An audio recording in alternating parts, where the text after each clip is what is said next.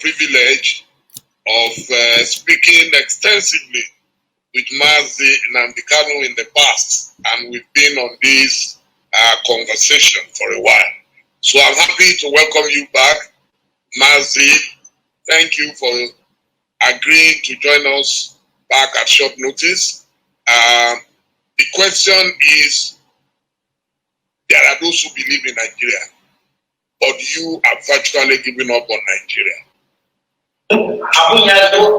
And I've asked this question before. Do you think it is possible for any part of Nigeria to break away without another war? Which is the concern of most people who oppose whatever you stand for at the moment. So is it possible for us to break away without another fight? And here we are at this conference talking about never again. The meaning of never again means we should not repeat the tragedy of the past. Thank you, Mazi Nnamdi Kanu. Thank you, my dear brother Dele. Thank you very much. And also Mazi, the co-host of this very wonderful and unique forum. I want to acknowledge those that went before me, our elders, the two people that actually have so much regard for, Baya Debanjo, and also our own father, Basilika Mechi, and also my regards and respect to Bishop Coker and all the rest of them that spoke. The fact of the matter is that we can break away without any rancor or need to go to war. We mustn't forget that there was a country called Czechoslovakia. Today, they are the Czech Republic and Slovakia. They never fought any war. And for us to properly contextualize this never again theme or scenario that people are talking about, we must go back to how we were before the white man came. There was no war between Biafran people and Oduduwa people before Lugard came. There was no war between Biafran people and, say, the Fulanis from the north. Everybody minded their own business until the white man came and decided otherwise. Decided otherwise in such a way that even Igbo land itself is carved up into heaven knows how many states, even some of them in the north, as we speak. My own relatives from a land that we never fought any war with decided all of a sudden that we are no longer together or should be one as a people. All of these things are the vestiges of colonialism. And I blame it squarely on the shoulders of those that call themselves the founding fathers of Nigeria. And after them, those of them that call themselves rather laughably the elites. You don't have elitism in a place where there is no running water, no good roads, no good schools. Cattle headers are busy slaughtering and massacring people everywhere. And some people have the temerity to come out on national television or on this forum to say they are the elite. Elite of what and for what? What have you accomplished? Absolutely nothing. So all this vacuous elitism makes me very, very sick. I do not subscribe to it. My main point that I want to raise is a brief response to what Tanko Yakasai said a while ago. There seems to be this blame game going on in Nigeria. And as the bishop quite rightly said, it is called, I think in his words, if I'm correct, he called it relativism. When a crime is committed by a Fulani, there isn't much who heard about it. If some crime is committed by a person or by a Biafran, there seems to be an amplification of the implications of that very crime, regardless of how minuscule or irrelevant it may be in the wider scheme of things. Why am I saying this? You're telling me that you are in a country where the Fulanis have consistently been massacring people on a daily basis. First, they called them terrorists. Then they were called insurgents, and now they're called bandits. But you and I know that in the main, these are Fulani headers killing people. Nobody has ever suggested the designation of Miyetti Allah as a terrorist group. Absolutely not. You live in this sort of, under this climate, such as the atmosphere of impunity and lies. You witness these things every blessed day. And some people will have the guts or the temerity to talk about one Nigeria. Nigeria that came into existence only 60 years ago. How about the ethnic nationalities that existed before Britain was formed? The thing that we keep missing is this.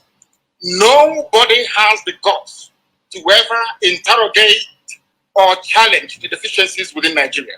And what do I mean by that? We never actually promulgated nor sustained the constitution in the first place. There is no Nigerian constitution. In other words, the ordinary public in Nigeria has no say in how they are governed. How then do you expect that country to move forward? How do you expect healing and reconciliation? How is that possible? You and I know it's never ever going to be possible. Yakasai and northern commentators keep having about the 1966 coup. It was an Igbo coup, which of course is a lie. I would recommend that Elder Tanko Yakasai go back and read Ademoyega's Why We Struck. One of the people that he mentioned. He wrote a book, Why We Struck. In that very book, it was made explicitly clear that what happened in 1966 was a revolution. And I make bold to say this, without casting any aspersions on educating anybody, only the South can carry out a revolution. Only the South. Because of how the North is structured. Their mindset, the way they reason, their value system cannot allow them to rise above what I call very primordial religious sentiments to carry out a revolution or a coup against their leaders. What happened in 1966 was a revolution. And in a revolution, there are bound to be casualties. What Yakasai was alluding to is the fact that no Igbo high-ranking politician nor army officer was killed in the coup. But the fact of the matter is this. Under Michael Okpara, we had the fastest growing economy in the whole of Africa, if not the whole of the world, 40% every blessed year. How can you kill such a person? The Sadwana of Sokoto, Sir Ahmadu Bello went to Sandhurst in London to go and give a speech in England, to go and give a speech.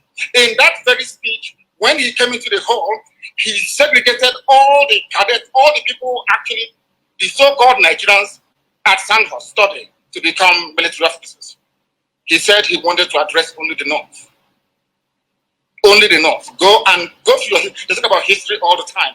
But these same elites are the same people that connived and conspired to deny us history in our schools. Because they understand the implications. That was what actually led the likes of Nsogbu to say that these type of people should not be at the helm of affairs in Nigeria. I give it to them in the North. The North was going very well. Sir Ahmadu Bello knew what he was doing. The Balewa knew what he was doing. They all loved their people and they were developing at a very good pace, or should I say rate. But the fact of the matter is that there is nothing called one Nigeria. The sooner we rise up and face this reality better for us, or else our children and our children's children will be having these discussions in years to come. And that is not the way to go. In Russia, there was a revolution by the Bolsheviks. In France, there was a revolution. In England, there was a revolution. Cromwell cut off the head of King Charles I. Today, you don't hear the royal family saying, oh, people from Cumbria, where Oliver Cromwell comes from, should be denied access to good education because they rose up against the crown. In America, there was a revolution. In every revolution, people are bound to die. If something happened in NSAS, during the NSAS protest, these same people introduced tribe and religion into it. And falsely claimed that those burning down properties out of anger and rage because of the killings at toll gates in Lagos are all Igbo people. The same people talking about one Nigeria to make Nigeria better. How is that possible? When people cannot be honest with themselves. All of you, all of us participating today, we all know that the Constitution is flawed. We know that the 1979 Constitution, or in fact, from 79 to 99, they are all flawed documents. You and I know that. Because it's the turn of your village. You want to rotate presidency, you want to start eating as other people, you want to start buying houses in Dubai, in the UK, and in America. You say, oh no, it is not in my turn. That is what they are doing. Once you're elected as a senator, as a governor, or whoever you are, you will say to yourself, not in my turn. Let me make that money that others have made before proceeding. You stay in a country, you are in a country where Umar Diko is the most corrupt individual out of Africa. He's a funny man. The families are now enjoying the loot, the money he stole. There was a man called Ibrahim Taher, if you have forgotten. This man burnt Nitel down at Marina after stealing all the money. And we are here pretending that somehow things can be better. It can never, ever be better. There is something called a referendum or a plebiscite. There must be a constitution formulated by the people, and that is the best way to go. Without it, these discussions will continue forever and ever, and Nigeria will remain as poorly and as deprived as it is today. Thank you very much. Thank you, Mazi. Before you go, please, there is a fundamental question that we want you to address, sent in. That have you reduced the entire Fulani to herdsmen who kill Southerners? Is it right? Is it fair to reduce all Fulanis to herdsmen who kill? I am trying to pay them back in their own coin. Ojukwu went to Aburi to negotiate for the same restructuring we are talking about today, going back to the regions. Every Igbo man in the north, every Biafran in the north, and to an extent some Yorubas as well, we attacked rebels, slaughtered and massacred in the north. What are the Fulani leaders doing about this state of insecurity and terrorism in Nigeria? Only the Fulani are responsible for ISIS in West Africa, for Boko Haram, for Ansaru, for all the so-called Fulani headsmen, sorry, the bandits that you have in the north. You have Fulani governors paying Fulani people to come to Nigeria to kill. A Fulani governor, I think the one from Bauchi, openly said, we want to relocate all the Fulanis in the Sahel back into Nigeria. And we're here talking about one Nigeria as if we don't have any brain. Do they think we are stupid? We cannot reason very well. We know what the end game is. The more they mount unity, it is to allow you, to lure you into a false sense of security, so that the Fulanis across the Sahel can come in to settle. Are you not aware of the speeches that the Kaduna State governor made at the height of the slaughter of innocent people in southern Kaduna? What did anybody do about it? Absolutely nothing. You did nothing. When they hastily tagged IPOB a terrorist group with no evidence, all of you kept quiet. Nobody did anything about it. No. But Miyetiala is busy negotiating with bandits, killing and raping people, and everybody's quiet. That is why we are different. And that is why we insist that the Fulanis are in cahoots as to what is happening in the South. They want to take over the entire country and make it the home of Fulanis in West Africa. Go and do your research very well, you see it there. And we are not going to allow it. It can't happen. Mazi, more northerners are killed today. More northerners suffer more from banditry than the South. So how do you explain that? In fact, now, the cry in the north is that we are insecure. So, which negates this theory or thesis that the Fulanis are killing the rest of Nigeria. Who are the people being killed in the north, if I may ask you, please? Dela, my dear brother. Who are the people being killed? Where are the killings happening? They are happening in Kanu, in Kanu. We saw in Katsina the other day how many students were abducted. We saw in Borno, the most popular one, the Chibok girls. So the North itself is not as if the North is enjoying peace. It is as a consequence of their own action. They underestimated how huge the problem would come in time to come. They fed this little python, they kept feeding it, and one day the python turned around and started swallowing all of them. That's what they did. It is a consequence of terrorism. That is what actually happens. Once you spend years and years and years nursing and feeding terrorism, at a time it will come back to consume you. It is a natural consequence. It is a natural order. That is what they are suffering from. The true intent, the reason why they formed all these was to harass Jonathan out of office. That is a known fact. Nobody's trying that. They connived with Obama and all the rest of them. They planned perfectly to say that Jonathan was incapable of handling this situation in Nigeria. So a general has to come in. Tinubu, on his part, promoted that very false narrative. Only a general can save them. Because they were impervious to all the indices that lead to and sustain terrorism. And today we have it. In Afghanistan, it's the same. Afghan people, I wouldn't say that the Taliban is a terrorist movement. Of course, there's as such.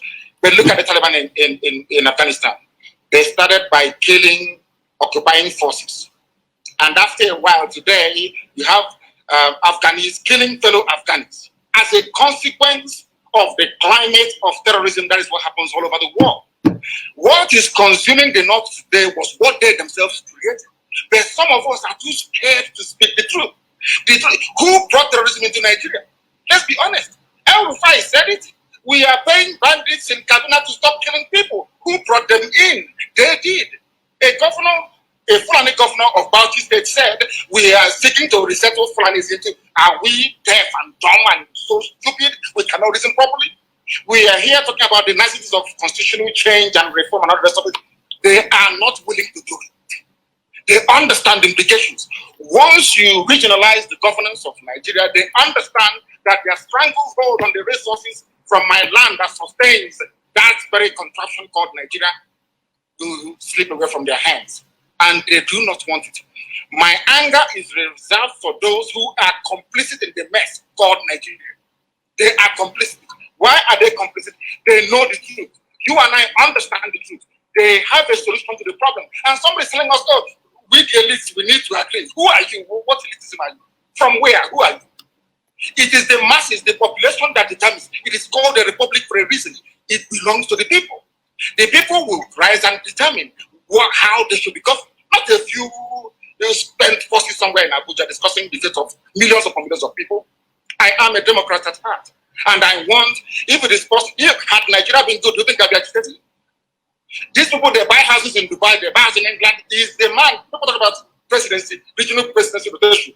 Is the Prime Minister of England from Insecurity? Is the Prime Minister of England, is he an Urugu man? But you prefer to buy houses in England. You go to Dubai, is the Crown Prince of Dubai or whoever is ruling Dubai, are they from your village? Are they from your village? But you will prefer to go and buy houses in Dubai than to buy a house, let's say in Bauchi, that you are in one Nigeria. Mazi, thank you so much for your contributions. We hope maybe you and I would have a direct conversation again very soon, if you agree, and then yes, we can continue. Thank you so much. Thank you. Thank you very much. Thank you.